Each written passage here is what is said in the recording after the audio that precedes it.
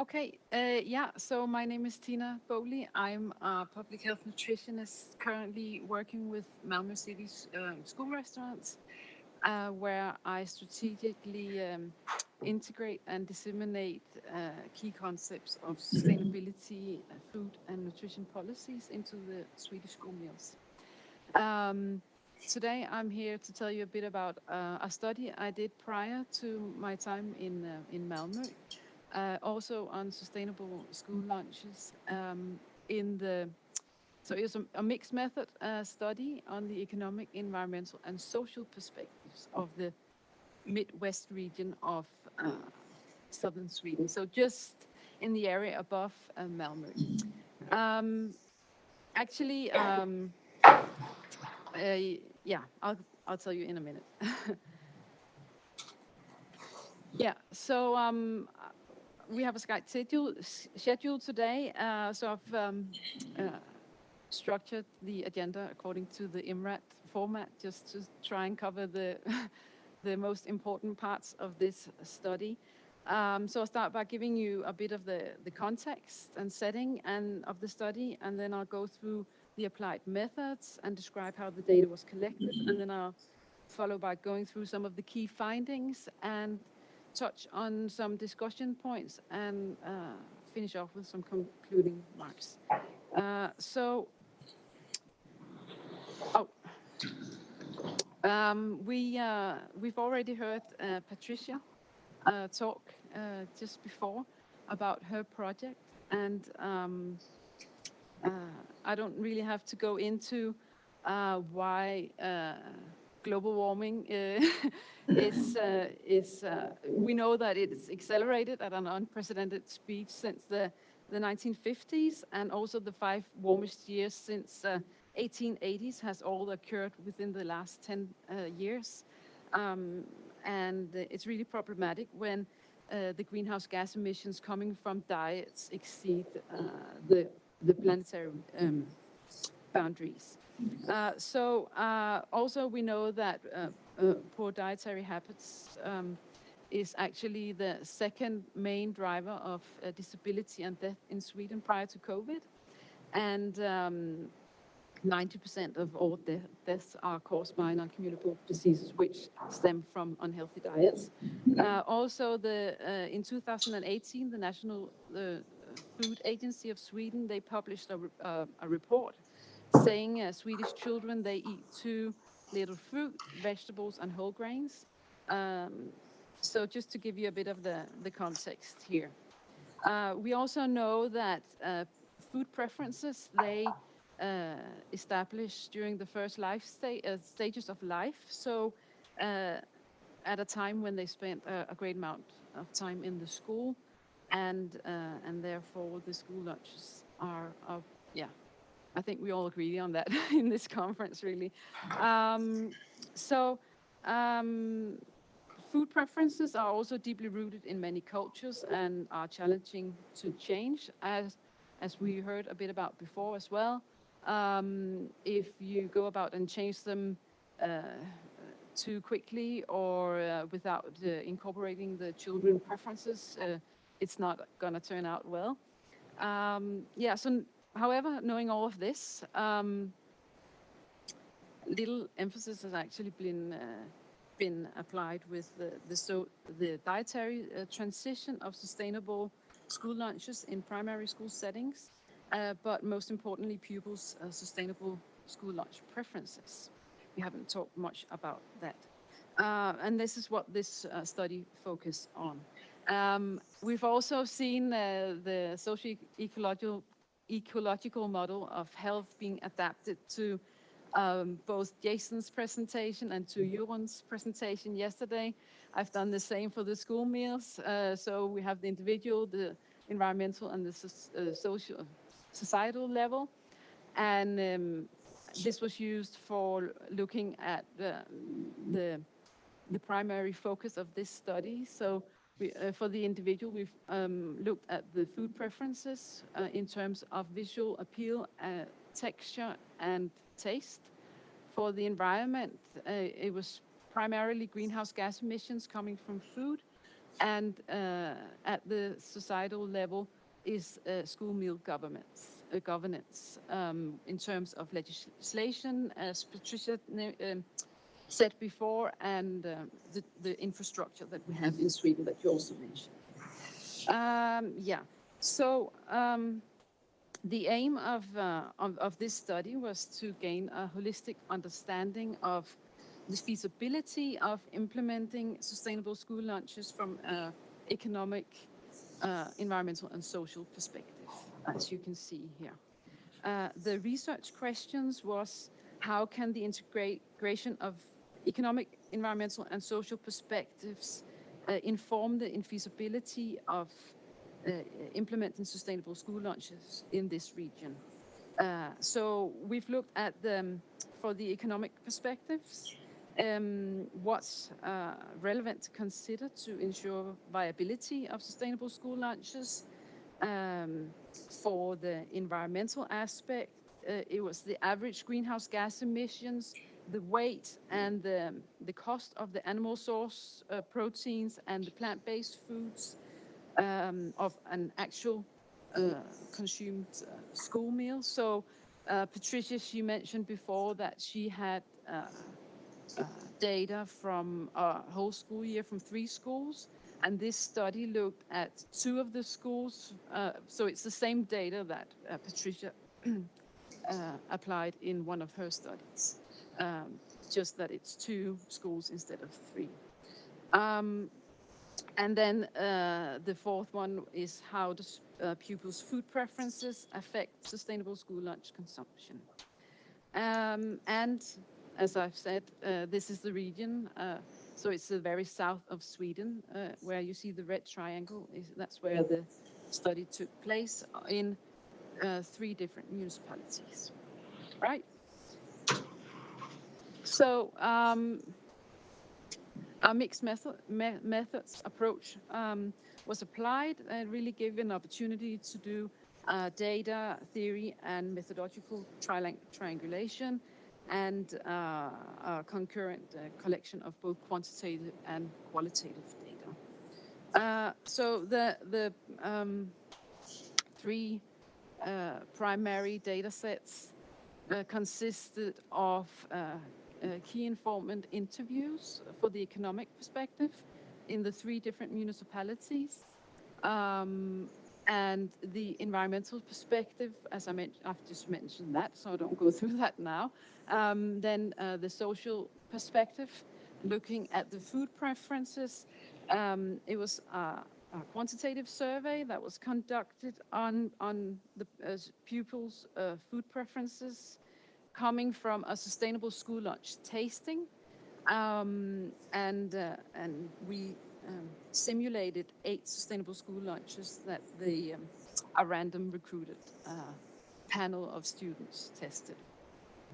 Yeah, and it was a questionnaire structured into an interval scale question on a 3-point smiley face Likert scale to make it more feasible for the pupils. But we had a teacher that would communicate both verbally and also record the replies from the children. Yeah. So I also did structured literature research and had 10 studies included that informed 4 aspects. So it was sustainable school lunches, the economic aspects of the school meal provision, environmental impact of school lunches, and pupils' sustainable school lunch preferences.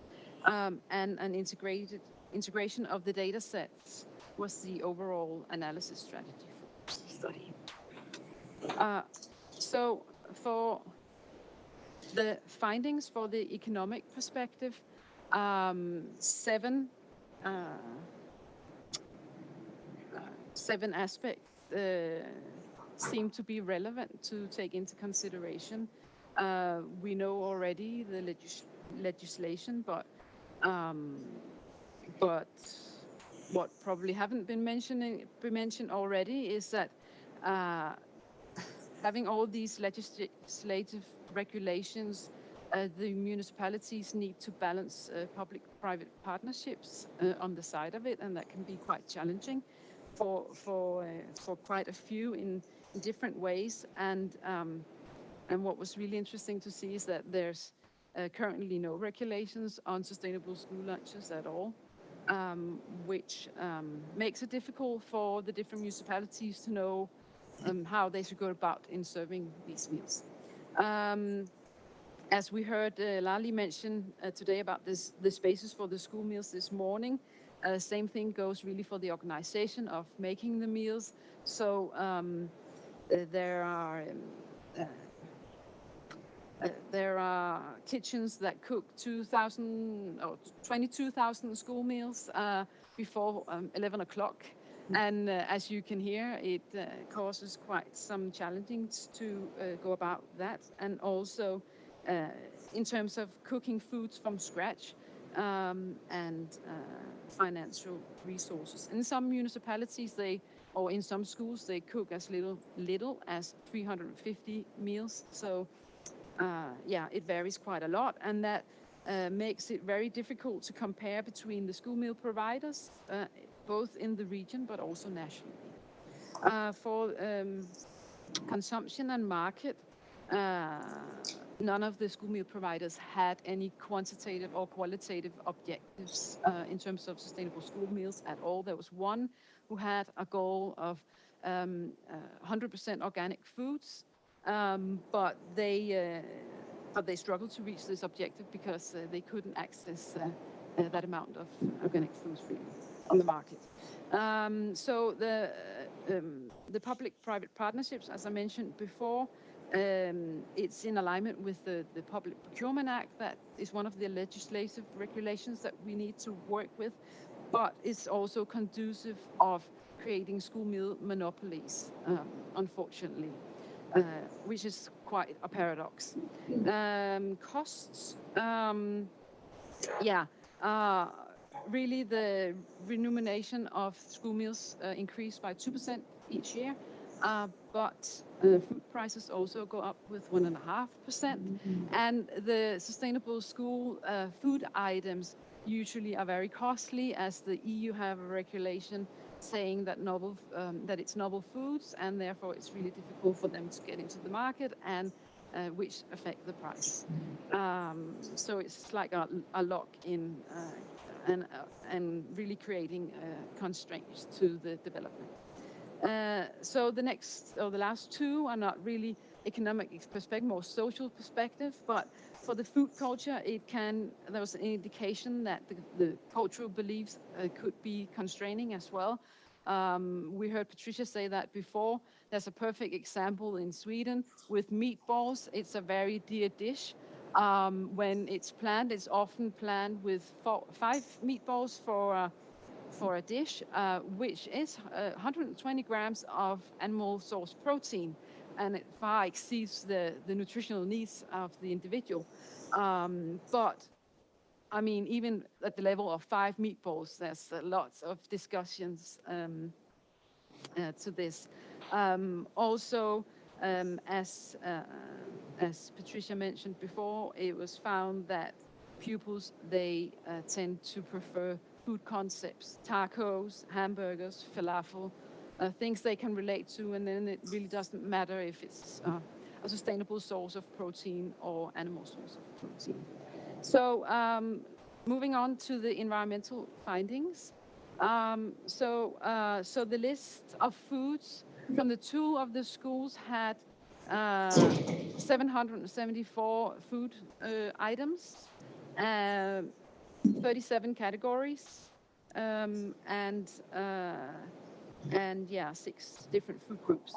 So the total percentage for the foods procured in the schools showed that the animal source protein, I mean, the data really speaks for itself here, So 77% of greenhouse gas emissions coming from animal source protein, 48 for the weight, 55 for the cost. And if you look at the plant-based, you have only 9% of the greenhouse gas emission, 32% of the weight, and 22 of the cost. So you can see the imbalances here really. And if you just reflect on how the plate model looked like, it's quite telling.